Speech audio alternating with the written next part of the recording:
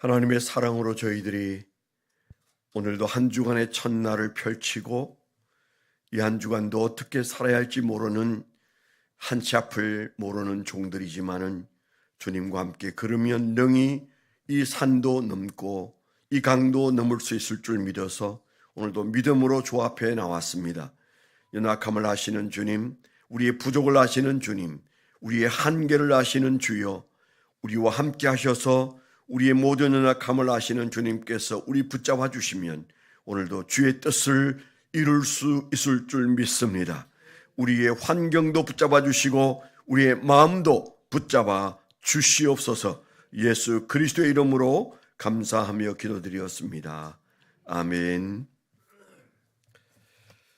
오늘 하나님께서 우리에게 주신 말씀은 누가복음 22장과 23장에 펼쳐져 있네요. 22장 63절로 65절을 먼저 읽은 다음에 23장 읽겠습니다. 22장 63절, 64절, 65절을 같이 한번 읽습니다. 136페이지 누가복음 22장 63절 시작. 지키는 사람들이 예수를 희롱하고 때리며 그의 눈을 가리고 물어 이르되 선지자 노릇하라 너를 친 자가 누구냐 하고 이 외에도 많은 말로 욕하더라. 아멘. 23장으로 넘어가서 32절입니다. 32절부터 38절까지 합독해서 읽겠습니다. 32절입니다. 시작. 또 다른 두 행악자도 사형을 받게 되어 예수와 함께 끌려가니라. 해골이라 하는 곳에 이르러 거기서 예수를 십자가에 못 박고 두 행악자도 그렇게 하니 하나는 우편에 하나는 좌편에 있더라. 이에 예수께서 이르시되 아버지 저들을 사하여 주옵소서 자기들이 하는 것을 알지 못함이니이다 하시더라. 그들이 그의 옷을 나누어 제비 뽑을새 백성은 서서 구경하는데 관리들은 비웃어 이르되 저가 남을 구원하였으니 만일 하나님이 택하신 자 그리스도이면 자신도 구원할지어다 하고 군인들도 희롱하면서 나와 신포도주를 주며 이르되 내가 만일 유대인이 왕이면 내가 너를 구원하라 하더라. 그의 위에 있는 유대인의 왕이라 쓴 패가 있더라. 네, 오늘 묵상하고 적어본 적용 제목입니다. 제자의 삶은 용서 또한 존재 양식이다. 은혜는 용서받고 용서할 때 흘러나온다. 그렇게 썼습니다. 제자의 삶은 용서 또한 존재 양식이다. 은혜는 용서받고 용서할 때 흘러나온다. 오늘 말씀 우리가 늘 생각하잖아요. 예수님의 십자가상에서 하셨던 행동과 말씀은 우리가 늘 마음속에서 저절로 생각나고 또 우리 자신과 비교하게 되는 그런 주님의 모습인데 저 역시 오늘 이 말씀을 다시 묵상하면서 주님의 용서는 도대체 어디로부터 나왔을까? 사람이 화가 날 때는 대접을 받지 못할 때 화가 납니다. 그래서 나를 무시하는 사람에게 우리는 끝도 없는 분노가 치솟죠. 나를 무시해 이렇게 되면 이제 그때부터는 이성이 마비되고 그 분노가 폭발하게 되죠. 뭐 어제도 뉴스에 나왔는데 뭐 누가 누구를 죽였다. 근데 그 죽인 이유가 뭐 그 스토킹하는 사람이 따라다니니까 경찰에게 고발해서 접근 금지를 내렸더니 화가 나가지고 쫓아와서 어떤 처녀를 죽였다. 그 일이 뭐 또 시간차가 있겠지만 2건이나 뉴스에 나오더라고요. 좋아하는 사람을 자기 멋대로 좋아하려고 하는데 그걸 거부하니까 화가 나서 죽였다. 참 이게 묘한 얘기잖아요. 왜 죽였을까요? 나를 무시해? 뭐 그런 거 아니겠습니까? 그런데 우리가 극단적인 예를 제가 새벽에 해서 미안합니다만은 우리가 살아가는 인생의 부부 사이도 부모 자식 사이도 교우 사이도 무시당하면 굉장히 힘들죠. 견디기 어렵습니다. 그래서 그 분노가 나와서 이성이 마비가 되고 성질대로 문제를 엉망진창으로 만드는 경험들을 우리가 다 조금씩은 하면서 삽니다. 그런 측면에서 본다면 예수님이 하나님이신데 도적들 사이에 십자가에 매달고 그리고 오늘 말씀에 보니까 욕하고 때리고 모욕하는 그런 많은 퍼포먼스가 일어나고 있는 그 십자가상에서의 일들을 주님이 겪을 때 얼마나 모진 무시를 당했을까. 이제 그런 생각을 하면 예수님께서 용서의 기도를 하나님께 드렸다는 모습은 참 어떻게 이해해야 되나 그런 생각이 듭니다. 그냥 우리가 쉽게는 역시 예수님이시니까 우리가 이런 마음을 가질 수도 있고 또 어떻게 생각하면 예를 들어서 오늘 아침에 생각난 생각이지만 어린 나현이가 어머니 아이 이름을 대서 죄송합니다. 나현이가 저한테 예를 들어서 뭐 욕을 했다. 많은 사람 앞에서 나에게 욕을 했다. 그랬을 때 어느 정도의 화가 날까? 화가 별로 안 날 것 같아요. 귀여워하는 아이이기도 하지만 저 철없는 애가 무슨 소리를 하는 거야. 그래서 아마 제가 웃거나 그냥 도망가거나 그러지 않았을까요? 여러분도 아마 그러지 않겠습니까? 그런데 사실은 그 아이가 그런 모진 말을 해도 화가 나지 않는 이유는 그 아이를 지가 하는 짓을 뭔지 지가 모른다. 오늘 예수님께서 하셨다는 그 말씀처럼 저들을 용서해 주십시오. 저들은 저들이 하는 일을 알지 못합니다.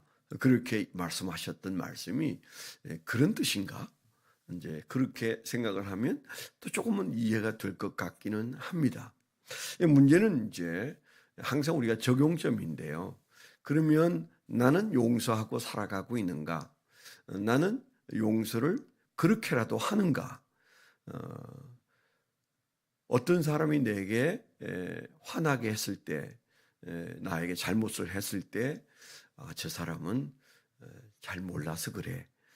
그런 마음이 들어야 되잖아요. 사실은 그런 거거든요. 나에게 모진 말을 했다.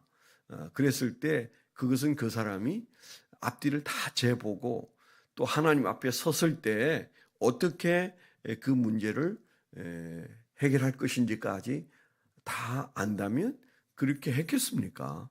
그런데 그래 저 사람이 잘 알지 못해서 저래. 하나님 앞에서 혼날 거야. 우리가 이런 생각까지는 합니다. 그런데 그리고 돌아서면 또 그 사람을 용서하지 않는 마음이 우리 안에 있거든요. 어떻습니까? 여러분은 없는지 몰라도 저는 이게 참 김용훈 목사의 한계구나 하는 생각을 근자에 날마다 수도 없이 해요. 여러분도 잘 아시니까 그런데 지난 몇 년 동안에는 정말 용서 기도를 많이 하고 선언도 하고 축복 기도도 매일 뭐 하루에도 여러 번 합니다. 그런데 그게 몇 시간이 지나면 다시 생각나고 마음이 불편해지고 그리고 억울하고 또 이제 화가 나기도 하고 용서했는데 왜 이게 다시 생각나지? 그러니까 또 그 다음엔 또 용서를 하고 그리고 마음에서 잊어버리려고 하고 그리고 또 얼마 지나면 어느덧 또 생각하고 있어요.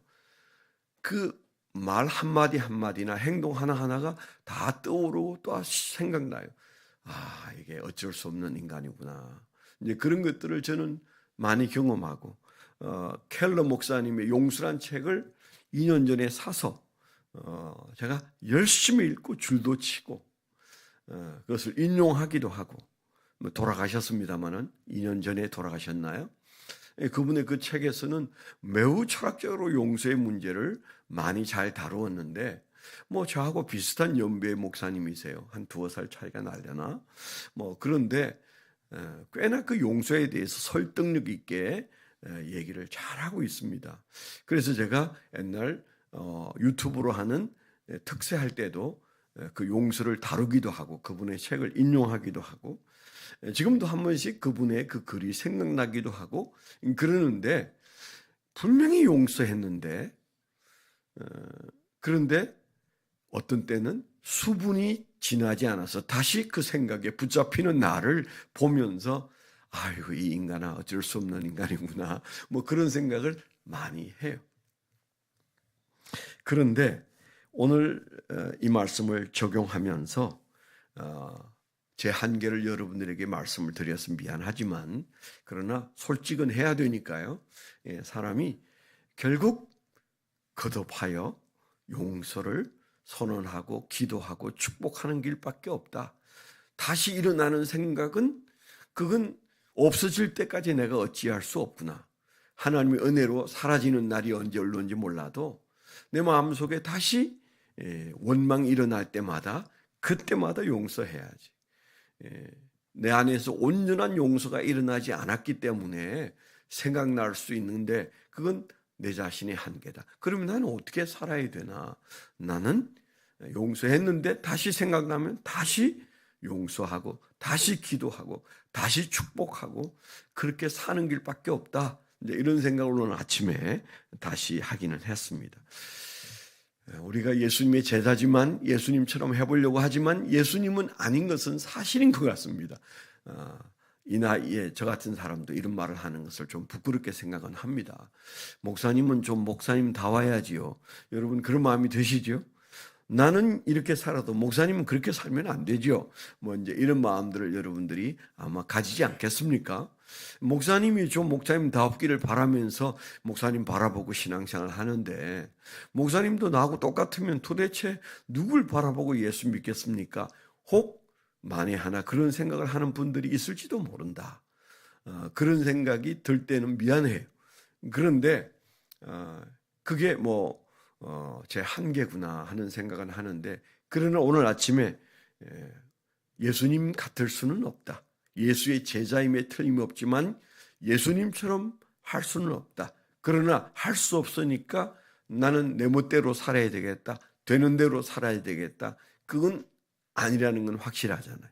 오늘 말씀대로 보면서 주님대로 못한다면 어떻게 해야 되나 나는 이제 그런 생각할 때 다시 생각나는 것은 그 생각이 사라질 때까지는 계속 반복해서 용서하는 길밖에 없고 그리고 용서를 선언하고 그리고 용서를 기도하고 그 위에 축복하는 길밖에 없다. 이제 그렇게 나름대로 생각합니다. 제가 이제 적용하느라고 용서에 대해서 잠시 묵상한 것을 몇 가지 써봤는데요.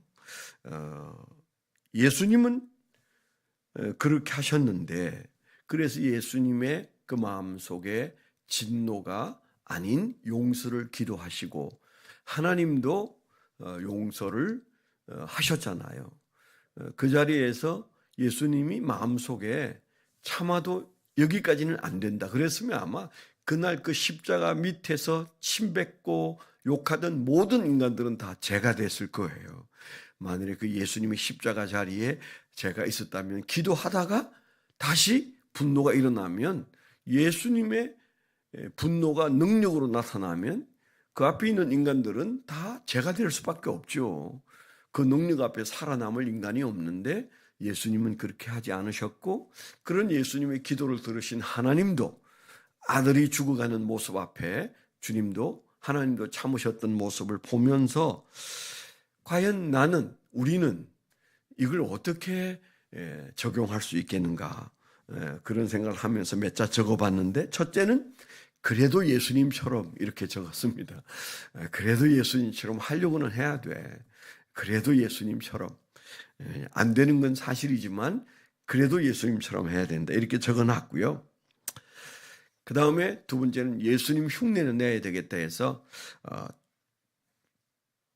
촉법 소년 이렇게 써놨어요. 제가 우리가 보통 보면 촉법 소년인지 촉탁 소년인지 잘 헷갈리는데 여튼 촉법 소년이라고 썼는데 그 뭔가 하면 아이의 나이가 어리면 사람을 죽여도 감옥에 안 간다는 것 때문에 아이들이 또 더 많은 죄를 짓는다고 하지 않습니까? 그러니까 참 웃기는 거죠. 나는 누구를 때려도 감옥 안 가.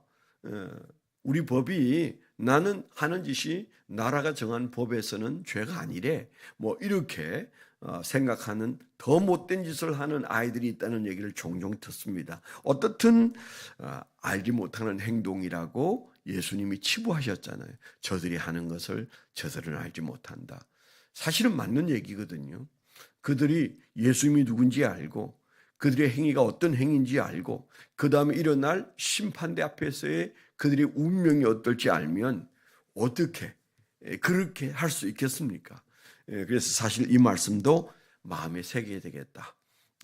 내 앞에 못된 짓을 하는 사람들은 알지 못하고 하는 행동이다.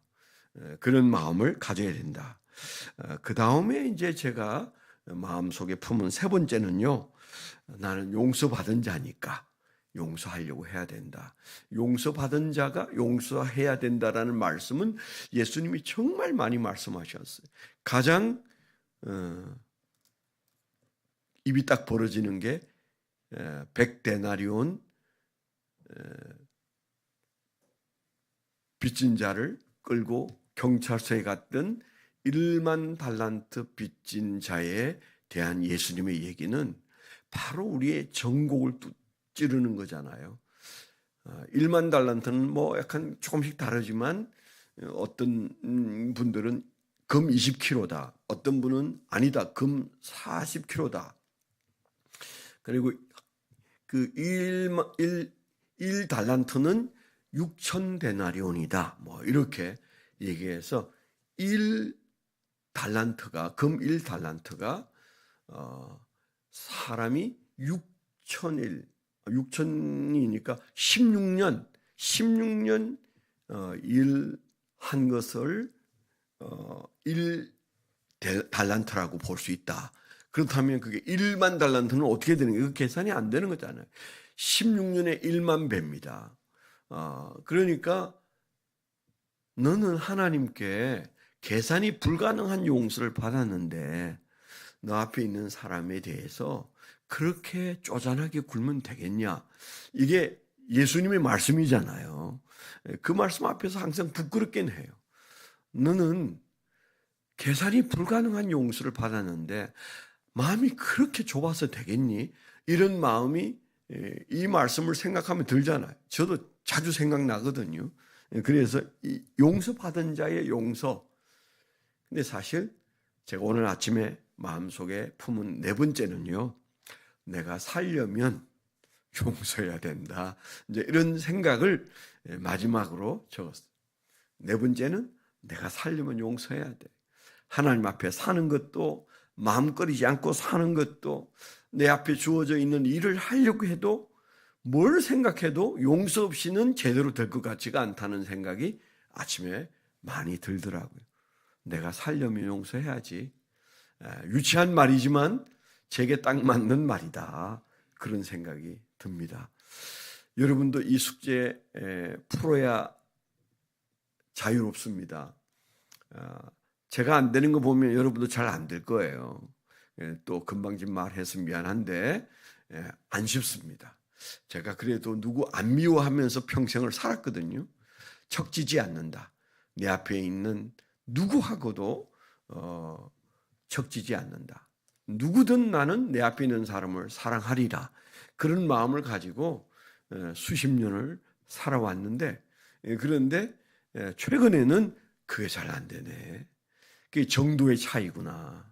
내가 당한 것의 정도의 차이구나.